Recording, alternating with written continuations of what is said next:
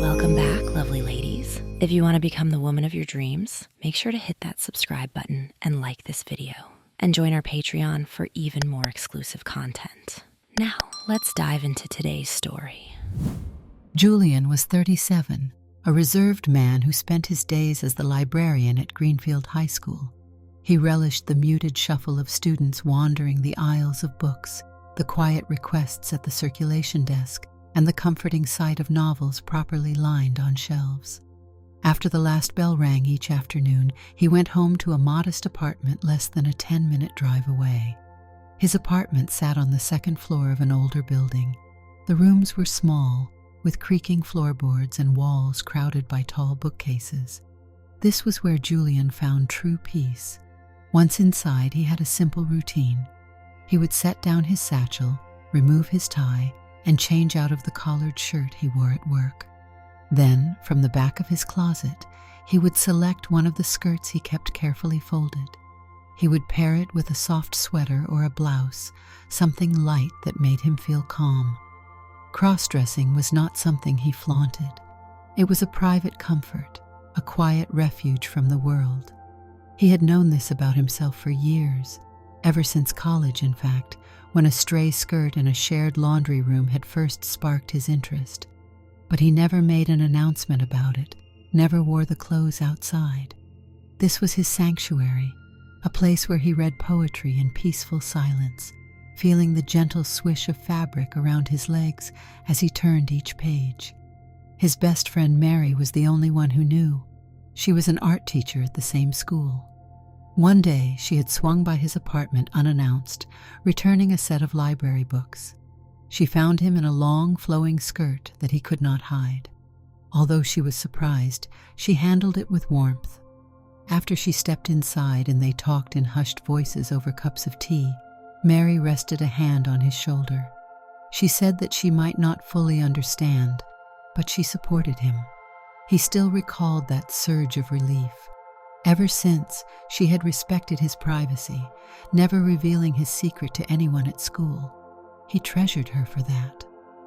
One chilly Friday afternoon, Julian left work feeling drained. The library had been buzzing with students needing research materials for a big history project, and he had spent hours helping them sift through thick reference books. The demands left him yearning for stillness.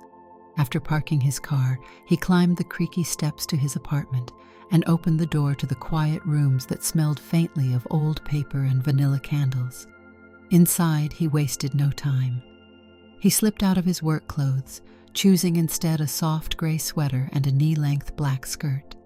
He looked at himself in the mirror, a slim, slightly tired figure with dark hair that curled gently at his ears.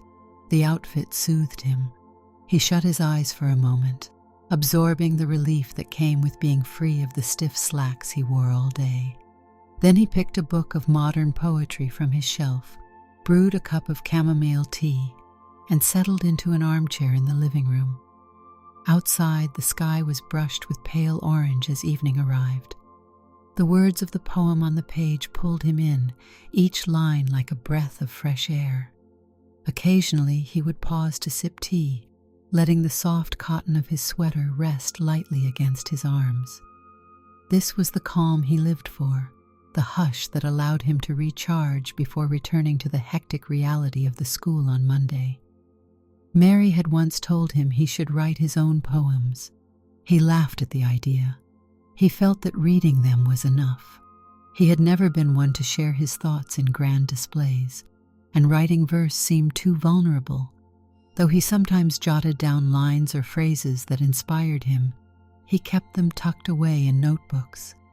As the sun dipped behind the skyline, he turned on a lamp and read until the pages blurred. Then, with a pleasant heaviness in his limbs, he prepared a quick dinner, nothing fancy, just some pasta and fresh vegetables.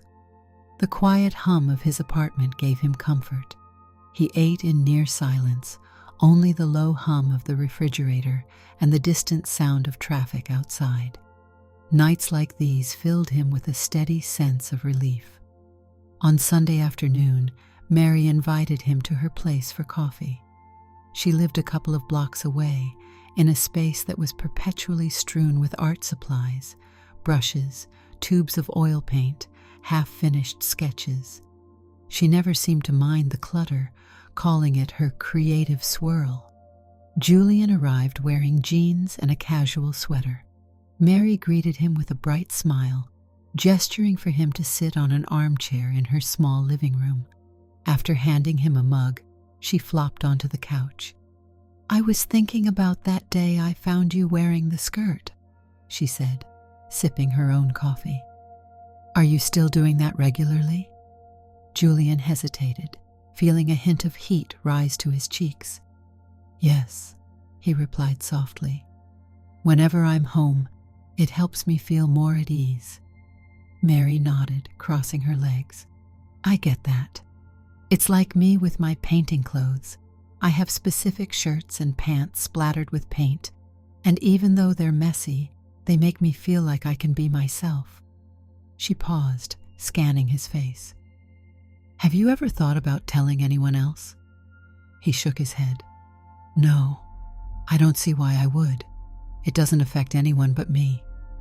"Fair enough," she said. "Just know that if you ever need to talk, or if anything changes, I'm here." She offered him a reassuring smile, and he felt a wave of gratitude. He was lucky she respected his privacy. They moved on to other topics: school gossip, a new exhibit at the local art museum, books Mary wanted to recommend to her students. Julian relaxed into their conversation, thankful to have someone who accepted him without pressuring him to be anything else.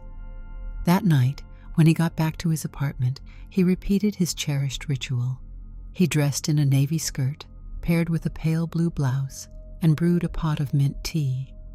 He settled onto the couch with a thick novel about a travel writer. As his eyes scanned the pages, he occasionally shifted positions, letting the skirt drape differently against his legs. The sense of gentle fabric reminded him he was safe, that nobody could intrude on this peaceful bubble. During the following week, the library filled with restless students who sensed that final exams loomed. The pressure to finish essays and projects kept Julian busy. He was happy to offer guidance, but by Wednesday he started feeling the stress seep in. He missed the calm of his apartment, the quiet hush he could create. So when Mary mentioned a community arts night happening at the local center, his first instinct was to say no. The idea of being among crowds made him uneasy. But Mary insisted it was a small gathering. "People read poems, sing, or show their art. It's casual," Mary explained in the school corridor one afternoon. Julian was reluctant. "I don't really perform in front of people," she shrugged. "You don't have to. You could just come and listen." Her eyes lit with a spark of persuasion. "But if you wanted to read something, I bet they'd love it. You have a good voice for poetry." He mumbled a vague promise to consider it. It took a few days of indecision, but curiosity nudged him forward. He remembered how reading poems soothed him. Maybe it wouldn't be so bad to share one piece. When he told Mary he would do it, she beamed in delight. A week later, Julian found himself at the modest community center. Rows of folding chairs faced a small stage with a single microphone. A handful of people were milling around, carrying guitars or small binders of poetry. Mary was there with a couple of art students, helping them set up canvases for display. She waved encouragingly when she spotted him. He offered a faint smile in return, his nerves buzzing. He took a seat in the back, clutching the folded sheet of paper with the poem he planned to read. The event began with a young man singing a ballad, followed by an older woman reciting a personal anecdote. Then it was Julian's turn. Heart pounding, he approached the microphone, unfolding his paper. A quiet hush fell over the small audience as he introduced the piece, a short poem by an author he admired. His voice trembled at first, but as he continued, he sensed the words flowing into the room, delicate and steady. When he finished, polite applause echoed off the walls. He left the stage with his cheeks flushed, but a subtle excitement filled his chest. Mary caught him in the hallway afterward. "You were amazing," she exclaimed, hugging him. "I'm proud of you for doing that." He shrugged, a self-conscious smile tugging at his lips. "It wasn't as scary as I expected, though I was terrified at first." Mary patted him on the back. "You faced it, though. That's what counts." That night, Julian returned home with a pleasant sort of exhaustion. He opened his door, flipped on a lamp, and immediately changed into a teal skirt he rarely wore. The moment he felt the soft fabric slip around his waist, he exhaled, letting all the tension of the evening ebb away. He made himself a light supper and sat in the living room with a sense of accomplishment, grateful he had taken a small step outside his usual seclusion. Weeks passed, and the end of the academic year drew closer. Students scrambled to finish their assignments, and teachers hurried to wrap up lesson plans. The library bristled with frantic energy. Julian fielded countless requests from teenagers searching for specific references. Though he quietly guided them, behind his calm exterior, he yearned for the solace waiting at home. One rainy afternoon, Mary drifted into the library. She carried an armful of art books to return and plopped them onto the circulation desk. Raindrops sparkled in her hair. "Hey there," she greeted with a wry grin. "Long day, huh?" Julian nodded. "Everyone's in a scramble." She leaned in. "You good?" He smiled softly, appreciating the subtle way she asked about his well-being. "Yes, just tired." Mary tapped the side of the desk. "You know, I was thinking of having a small dinner with a few friends at my apartment this weekend. Want to come? I promise it won't be a big gathering. Maybe just you, me, and a couple of colleagues." Julian hesitated but eventually agreed. He trusted her, and he liked the idea of a quiet evening among familiar faces. When the weekend arrived, he found himself in Mary's bright living room, which was cluttered with half-finished canvases and paint supplies. The gathering was indeed small, just Mary, Julian, and two other teachers, Andrea and Lucas, who specialized in math and history, respectively. They chatted about school gossip, the upcoming holiday, and the wild rumors among students. Julian mostly listened, though he chimed in here and there with amusing anecdotes from the library. As they sat down to the meal, Mary served homemade pasta in a fragrant sauce. The conversation turned lively, laughter weaving in and out. Julian realized how unusual it was for him to be in such a setting. Typically, he spent weekend evenings alone, enveloped in the hush of his home. Yet this small dinner had its own comforting warmth. He felt a brief pang of worry.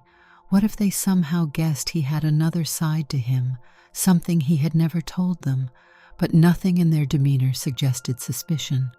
He relaxed, sipping wine and talking books with Lucas. Later, after Andrea and Lucas left, Julian stayed behind to help Mary tidy up. They washed dishes in comfortable silence, and she finally turned to him with a thoughtful expression. "You know, I've never pushed you to share your habits with anyone else. But if you ever decide you want to, I think you'd be surprised how accepting people can be." He dried a plate slowly. "I suppose it's crossed my mind, but I'm content keeping it to myself. It's a private part of my life that brings me calm." Mary nodded. "That's all that matters, right? Do what feels right to you." He smiled in thanks, and they returned to cleaning. When he went home, he changed into one of his favorite outfits, a flowing skirt with a comfy sweater, feeling relief course through him. The small dinner had been pleasant, but it was even better to unwind in his sanctuary afterward. As final exams loomed, the library stayed busy from dawn to dusk. Students formed study groups, commandeering tables until closing time. Julian didn't mind. He found satisfaction in watching them discover new resources or realize they could find answers in books. But the noise and clutter wore him down. He noticed he was counting the hours until he could return home, where silence and a soft outfit awaited him. One afternoon, Mary caught up with him as he was shelving books. "Hey," she said, "they're organizing a staff talent show after finals just for fun. Some teachers are singing, a few might do stand-up. I volunteered to show a slide presentation of my students' artwork. Think you'd want to read something again?" His initial reaction was to decline. He wasn't eager to draw attention. But he paused, remembering how uplifting it had felt to share a poem at the community center. Maybe stepping out of his comfort zone again wouldn't be so bad. He sighed, then mustered a half smile. "All right, I'll consider it." Mary beamed, giving him a quick pat on the shoulder before hurrying off. Julian took a breath, pushing the book cart forward. For a moment, he thought about how far he had come since Mary first discovered his cross-dressing. Though he had kept it private, he felt more at peace with the quiet life he led. He didn't need to broadcast every detail of his personal world in order to feel settled. When the staff talent show arrived, it was held in the small auditorium after hours. Folding chairs were set up, and a makeshift stage stood at the front. Julian spotted Mary in the crowd, along with several other teachers. Nervously gripping a printed page, he waited his turn. A music teacher sang a jazz number. The gym coach told a string of goofy jokes. Then they introduced Julian. He walked under the lights, feeling his heart pound. The microphone felt too tall, so he lowered it slightly. Then he read a poem he treasured, lyrical, poignant, about finding solace in ordinary moments. His voice began unsteady, but soon grew more assured. He wove the lines gently, conscious of the hush that fell over the small audience. When he finished, polite applause and a few whoops from Mary made him blush with surprise. He nodded, stepping away. Afterward, he lingered in a corner of the auditorium, chatting with a few staff members who congratulated him. One teacher commented on how calming his voice was. Another asked for a copy of the poem. Julian felt a wave of relief and gratitude. It was affirming to see that he could share a piece of himself, at least the part that loved literature, and receive warmth in return. He drove home through quiet streets, the stars bright overhead. Once inside his apartment, he closed the door gently, letting the day's tension slip away. He changed into a floral skirt he rarely wore, a garment that swayed around his knees, and a loose knit sweater. He caught his reflection in the mirror and felt a tender sort of comfort looking back. His life might be quiet, but it was genuine. He wasn't hiding from anything so much as preserving a personal tranquility that few people understood. With a satisfied exhale, he brewed tea and retreated to his armchair, selecting a short poetry collection from his shelf. The reading came easily, each line washing over him like a reassuring voice. He thought about the people at the talent show, how nobody suspected his private evening wardrobe. But that was all right. Sometimes people only needed to see one piece of who you were. The rest could remain yours alone. The final weeks of the school year flew by, and the library emptied as students completed their projects. On the last day, Julian closed the library early, returning leftover materials to their designated shelves. He was grateful for the impending break. He'd have several weeks with minimal obligations. That prospect soothed him more than he could express. That evening, Mary called to confirm plans for a casual weekend get-together. He politely declined, explaining he wanted a couple of days to decompress. She understood. So, with the sun dipping low, Julian slipped off his shirt and pants in the bedroom, took out a long skirt of soft material, and pulled it on. He looked at himself in the mirror, noticing faint lines of fatigue near his eyes. He rummaged in the closet for a light sweater, something that draped gently over his frame. He moved to the living room, the floor lamp casting a warm glow over his books. Outside, distant city sounds floated through the open window, a reminder that the world was still awake, though in his apartment it felt hushed and safe. Settling onto the couch, he propped his legs on a small ottoman, letting the skirt flow around him. He grabbed a novel he had been saving, a story about wanderers who found comfort in unexpected places. As the pages turned, he felt a familiarity in the narrative. The protagonists searched for peace in quiet corners, just as he did. From time to time, he paused to sip cool water and stare at the spines of his book collection, letting the presence of so many stories steady him. In the gentle hush, his breath slowed, and a calm spread through his entire body. Hours later, he realized the sky had grown entirely dark. He stood, stretching. The apartment felt cozy and still. Tomorrow, he thought, he might reorganize some shelves, or maybe attempt a simple poem of his own if the mood struck. The possibilities felt calm and unhurried. Before heading to bed, he turned off all the lights except the small lamp near the couch. He sat down once more, hands resting on the soft fabric of the skirt. He lingered in that moment, letting the silence embrace him. For a long time, he simply sat, listening to the faint hum of the city beyond the window. Then he closed his eyes, and in the comforting darkness, he found all the peace he needed. He recalled Mary's gentle words on the day she discovered him, how she said she might not fully grasp it, but she supported him anyway.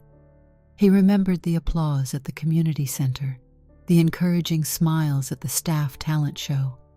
Despite everything, he cherished this private ritual more than any public praise. No audience was necessary here. Within these walls, he was free to slip into a skirt and read in stillness. That was enough to ground him. That was enough to make him feel whole. At last he rose, clicked off the final lamp, and made his way to the bedroom. The moon's glow traced a path through his windows, illuminating shadows on the floor. Tomorrow would come with its own bustle, but he would greet it rested, shielded by the knowledge that he had a quiet sanctuary no one could take away. For Julian, that gentle solitude was all he needed. Sometimes having that small sanctuary was more than enough.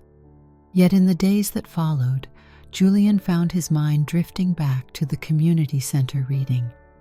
The idea of sharing poetry again crossed his thoughts, but he never felt quite ready to stand on another stage.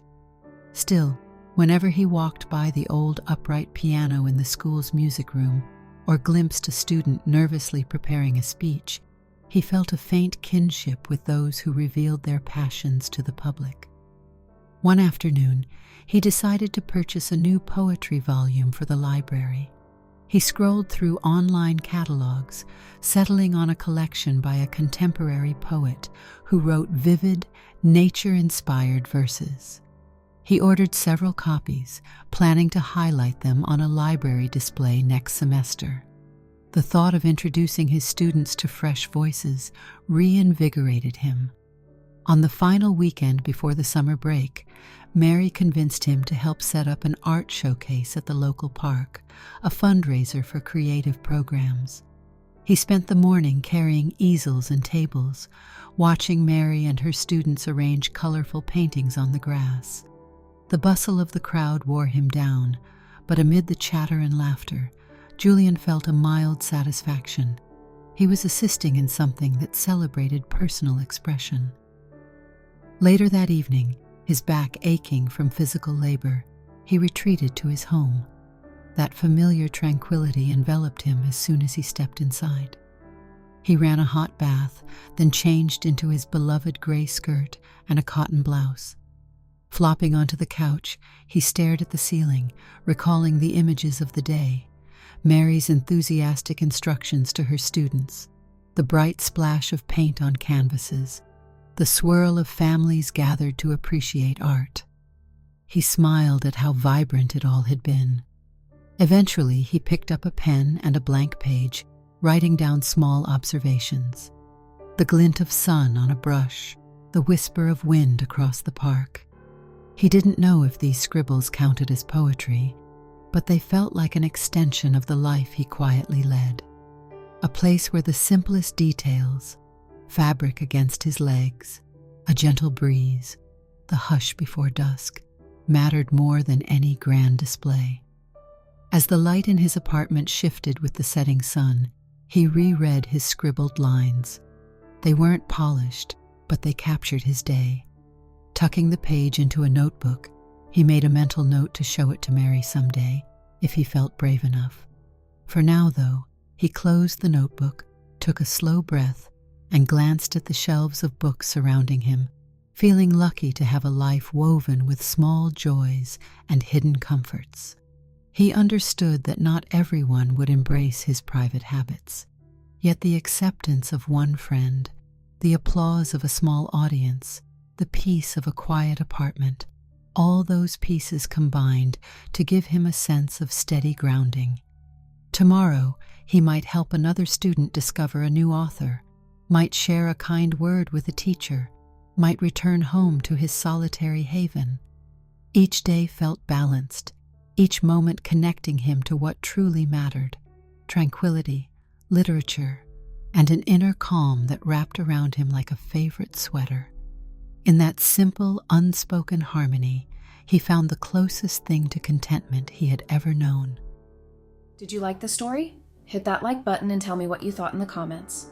Do you want to hear more stories? Subscribe and hit the bell. For exclusive content and early access, check out our Patreon. You can find the link in the description, or you can watch any of the videos shown on my right.